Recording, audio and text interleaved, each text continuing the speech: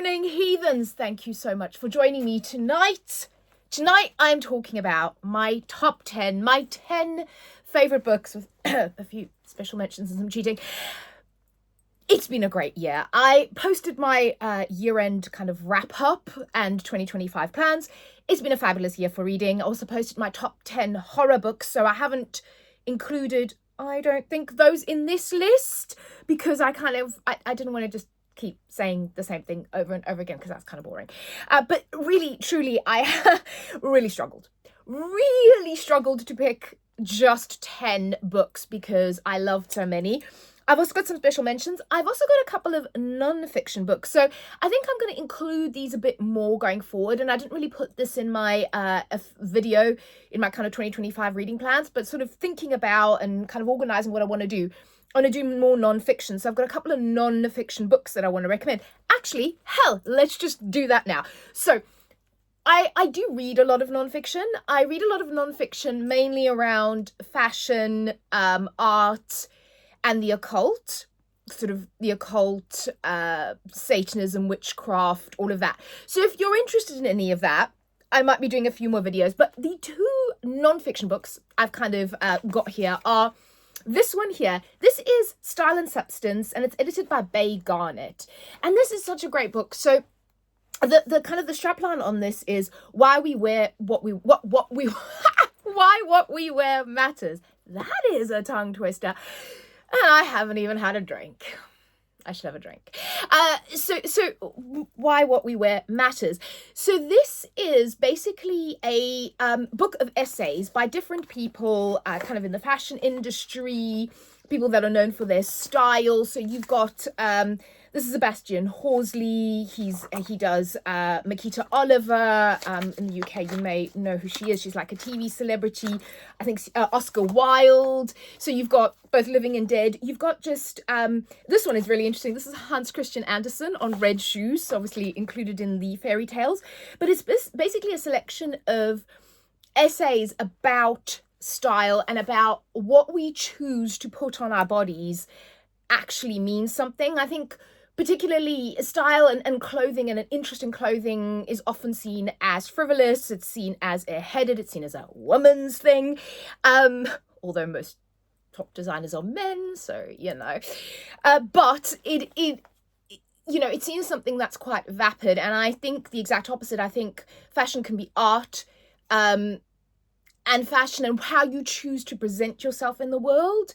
There's nothing vapid or wrong or airheaded about that.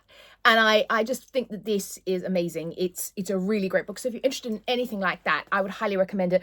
And the other one, no, completely different tangent, is this gorgeous book. This is Muses No More by Una Maria Blythe. This is Portraits of Occult Women. So again, this is a series of kind of portraits in section 1 on specific women. So the first one here is you've got Margaret Adler. Now, so journalist and priestess. And again, this is if you're kind of interested in that. So Dorian Valiant is in it, Marjorie Cameron, Rosalie Norton, Pamela Coleman Smith. There's a lot of really Mary Laveau. So there's a lot of really interesting kind of stories and portraits about the lives of these women and about the significance that they had, because quite often a lot of these women were associated with the men in their lives. So it's really kind of telling their stories. And then kind of the second half of it is you've got like different rituals and like spells and things like that in the back. But this I picked up at one of my favorite occult bookstores in London, which is Treadwell's. So if you're in London and you're interested in that, highly recommend going to Treadwell's. I think this is one of the publications. This is Hexham Press, so they actually help produce these. But this is amazing. So if you're interested in anything like that, I recommend that. Right. Now, getting to my top 10 books of the year. Oh, this is hard. Okay. So first, let me mention my... no, I'm going to do that. Sorry. I'm changing my mind halfway through the registering one. So in the number 10 spot, and like I said, this is really hard, is Malice House by Megan Shepherd. Again, I mentioned this in my 2024 wrap-up, and I don't think I've talked too much about this, but this was my most surprising book of the year. I didn't think I would love it as much as I did, and I cannot stop thinking about this ever since I read it. And I read it quite a few months ago, And I do have the sequel that I now absolutely need to pick up because I cannot stop thinking about this book. So you have our main character here who is, her father was an author, she's an illustrator, he was very successful, she isn't. He passes away and leaves her his house, Malice House, in this little kind of community. And she goes there, she starts clearing out these things, and she finds this story, or these series of kind of adult bedtime stories, adult fairy tale bedtime stories that he wrote, and they're very sick and they're very twisted, strange stories. And she's just like, this is not like my father at all. But they really kind of inspire her, and she starts making some illustrations because she thinks, oh, maybe I can pitch like a collab. And that story kind of goes from there. It is gothic, it is dark fairy tale-esque, it is, you kind of got the family drama, there's, I would say, elements of kind of like mystery about it, there's elements of the supernatural, the fantastical, but it has more of a magical realism feel to it because you're not in a fantasy world.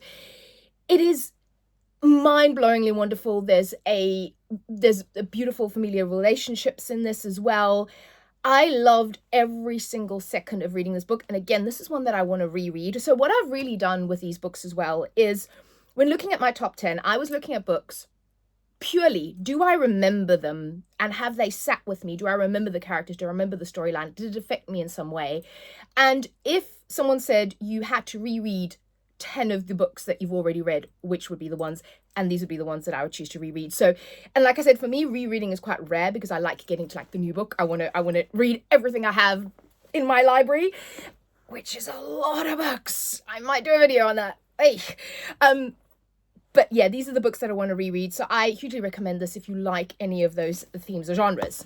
Then the number 9 spot, again, I really won't talk too long about this because I've gone on, I realise, about this book. But Long Live Evil, Sarah Rees Brennan. Love letter to anybody that loves fantasy series. Got me into fantasy. It is funny. It is emotional. It is such a cool concept. Her characters, Ray, the main character, she's one of my characters of the year. I have such a deep love for this book, and again, it will be reread before the sequel comes out next year. Then, one that crept up on me towards the end of the year, I had no hype about this book, picked it up on a whim because cover goals, and I loved it. I loved every single second of this book. Again, I can't, like, it's going to be a year for the sequel to come out to this. But this is Servant of Earth by Sarah Hawley. I just adored this. So this is Fae, and I love anything to do with the Fae, right? So I would really recommend this to people if you kind of like The Cruel Prince, if you like ACOTAR, you would probably like this. So we've got our main character. She is a human girl, and she kind of gets dragged into into the Fae underworld. And she then gets embroiled in kind of the court politics. Various different houses in this world are looking to kind of oust the king because he's very cruel. She discovers what happens to humans in this world. She's given as a handmaiden to the Princess of Earth to help her through these trials. So you have a series of trials in this book. You have some romance, some spice. It's excellent. You have this beautiful kind of fan family friendship between her and the princess. There is so much, the pacing is so good. It really just kept me gripped from the very first second I started reading to the very last. It does wrap up certain things, but also sets you on a massive, I want to know how this continues. But it is, in a way, satisfying. It's not, we stopped in the middle of a sentence and just decided to leave it there. You know, this is, I'm looking at you, Bristol Keats. This is just, it is everything I want in a Fae fantasy book. There no notes. I loved this, absolutely loved it. Then number 8, and like I said, these are in order, but it's so hard for me to do this because I loved all of these books with all of my heart. Unholy Terrors, again, I mentioned this by Lyndall Clipstone. Actually, I could have put both Lyndall Clipstones, but I didn't want to talk about Lake's Edge again because I talk about it a lot. But let's just pretend Lake's Edge is there as well. They're just... this is Unholy Terrors. This is a vampire book, but it is unlike any vampire book I've ever read. The central I would say it is a romantasy in the sense that the relationship between the two main characters is the central driving force of this book. But again, there's a relationship between sisters, there's friends, there's this found family, there's fighting for what you believe in, realizing people aren't always honest, feeling betrayal, feeling love. There's so much emotion in this story. It made me cry so much. I was so invested in these characters and the relationship and what was going to happen. I also love the real gothic darkness of this. Lyndall Clipstone writes a book like she would write a witch's spell to me. It is magnificent, her writing. It just draws me in. It makes me feel.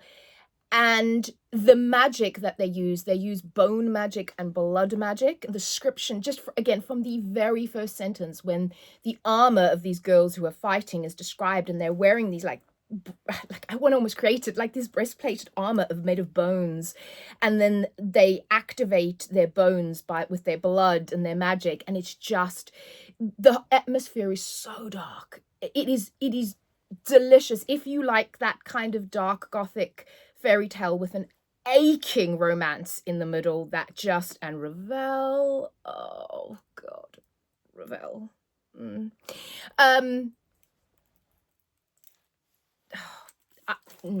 No words. I'll do a whole Lyndall Clipstone video anyway. Then you'll hear some more about it. Then the next, I always do this because like I cannot separate these books.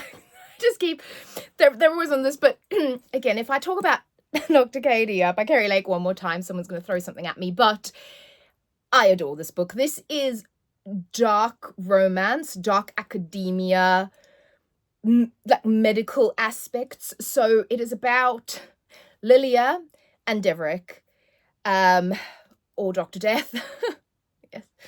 Oh, I love Dr. Death. They're one of my favorite couples of the year.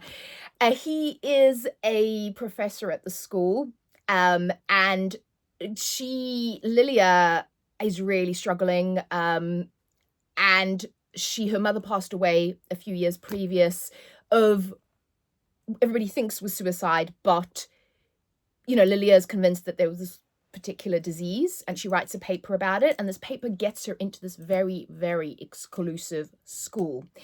And Dracædia, she didn't even know it existed. It's on this island. It's very gothic. It's in this isolated setting of the school, of this island. They're kind of hemmed in.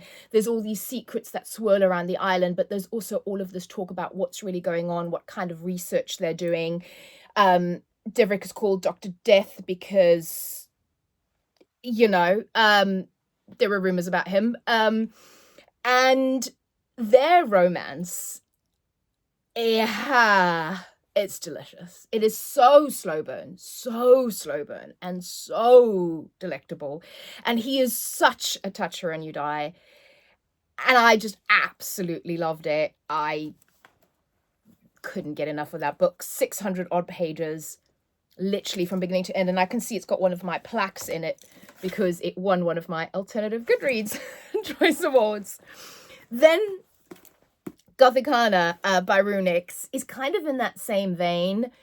And I love both of these books equally. So I find it really hard to kind of almost separate them because, again, this is gothic, dark academia. You have Corvina, which one of the best main character names ever, and I love Corvina in this book. And then you have her, Vad, who is the Devil of Veronmore. Yeah, there's a theme. He's a professor at the school. She goes to this isolated school in this gothic mansion that no one actually really knows exists, and she doesn't really understand why she's there. And then again, things start to unravel, secrets are happening, there's this central mystery, because it's almost like a murder mystery mixed into this as well. And again, their relationship, slow burn, professor-student. These students are all, they're 20 odd, they're early, I think they're 20, 25, something like that. We're not talking kids here. But this kind of forbidden romance with this, Devil of Veronmore, who, again, he's got all these rumors circulating around him. He is, again, touch her and you die, sort of. vibes about him. I loved it. I loved every single second of this book. I am ordering a special edition that's coming out of this book. One of my favorite, like Runix, Stolen My Heart, cannot wait for Enigma. Then, this is really hard for me. So the last 4 books, and I'm gonna cheat a little bit. I don't know in what order to put them because I love them so very much with all of my heart. So the first two, and this counts as one because it's the same author. So these two, the next 2 books, I am calling, these are 2 books, right? Right? Can't you tell? Yeah, this is 2. I can count. Work in finance. I'm calling these my authors of the year. So that's why they are going in as a spot each. So in this hand, I have Alexis Henderson, and in this hand, I have Ava Reid. So let's talk Alexis Henderson first. I read both Academy for Liars, which was her release of 2024, and House of Hunger, which is her back title. And both of these books blew me away, made me feel all of the feels, just solidified the fact that I think Alexis Henderson is, for me, one of the best authors, and I've got one more of her books to read, and then I'll be doing an Alexis Henderson video, so I'm not going to talk too long about this, but I love how she portrays darkness, but can also describe beauty. This specifically, House of Hunger, I described it as a beautifully decorated cake, one of those cakes you see in a French patisserie that looks like something only angels could have crafted. But yet, if you stick your fork in that cake, maggots will come out of it. It will be running with rivers of blood and maggots, and you will not want to eat it. And that's what her writing feels like to me, particularly in House of Hunger, which is loosely about Elizabeth Bathory and vampires, but vampires never mentioned in this, but it's about blood maids and bloodletting, and it is just one of the best books I have ever read. Academy for Liars is about this kind of college, again, this dark academia setting of this college where they use persuasion, they study persuasion as a power, and I loved the kind of morality question of that. I loved this character who starts her journey at the end of her tether, wanting to take her own life, and kind of what she becomes and what she finds in this college. I loved the magic. These two of my all-time favorite books. Alexis Henderson is a genius. I adore her. And then the other author who has absolutely stolen my heart is Miss Ava Reid.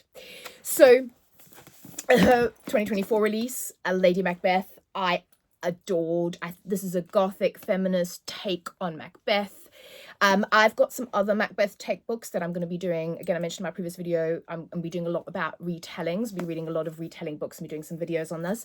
But this, I think, was just incredible. I loved her take on Lady Macbeth. I love her writing.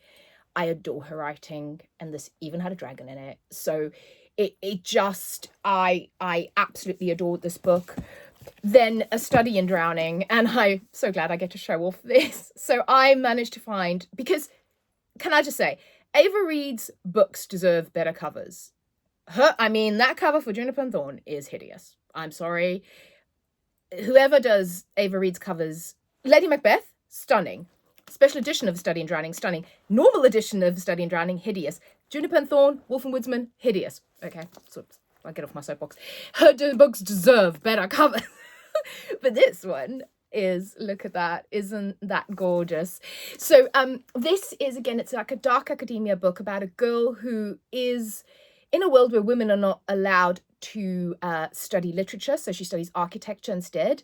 And what happens is she enters this competition to redesign the house of one of her favorite writer, and he wrote these kind of dark fairy tales.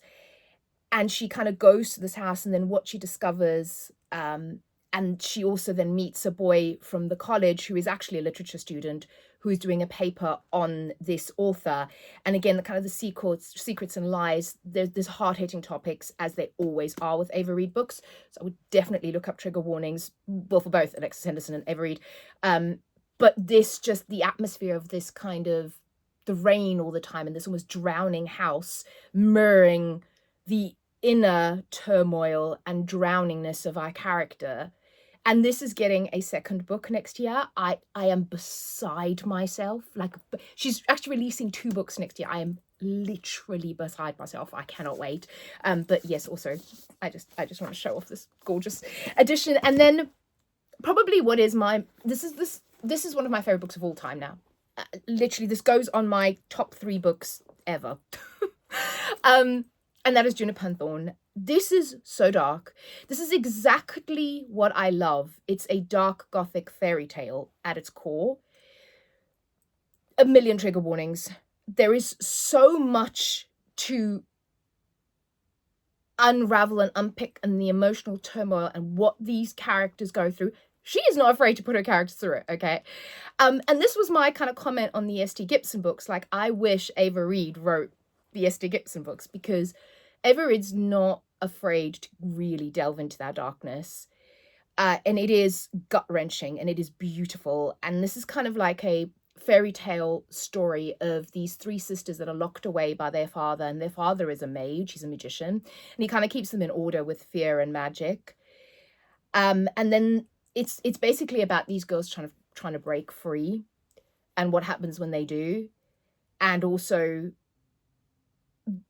that it's about abuse. It's about, I mean, there's a lot to unpack in this book, and again, I'll do this properly in my Ava Reid video. But suffice it to say, if you can handle the darkness of this, it is without a doubt one of the most spectacular books I have read in my entire life. Then, special mention, before I do my top 2, to my series of the year. So I've read quite a few series, and I'm only kind of including series where I've read more than 1 book in the series, because I think that that's fair. Like, sometimes you read the first book and then the second one isn't great. But where I've read multiple books and I love the series is these 2. This is Serpent and the Wings of Night by Carissa Broadbent. Second book, Ashes and Starcoast Kiss, I really loved. I know a lot of people didn't. There are comments about it. I also have the new book. So what she's done in this world, this is a vampire world. It's the Crowns of Nyaxia series. It's all about vampires, and she has duologies within the series. So the first duology is this one, and the second book, I've read both of them. I loved both of them.